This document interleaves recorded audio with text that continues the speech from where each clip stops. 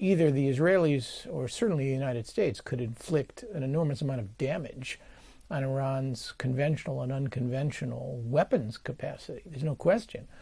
The question is, can they end the nuclear program? I think the answer there is no.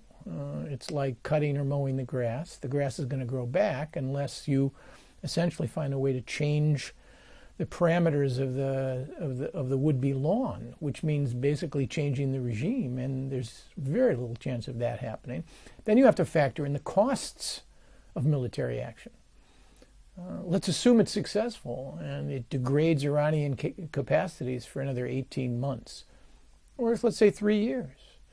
What are the costs? Well, the costs are going to be tremendous uncertainty and economic chaos in the markets. Oil is going to spike. The Iranians can't close the straits forever, but they can inject enough uncertainty and difficulties in the market that fragile recoveries just about everywhere would be jeopardized.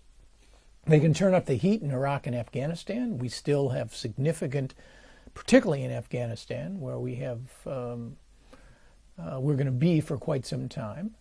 And again, if there are civilian casualties, if the Iranians spin it that way, they're going to mobilize not even latent Iranian nationalism against the would-be attacker. And in the end, you end up really justifying Iran's pursuit of a nuclear weapon. Now, not for offensive capacity, but for self-defense. So this is a perfect storm of problems.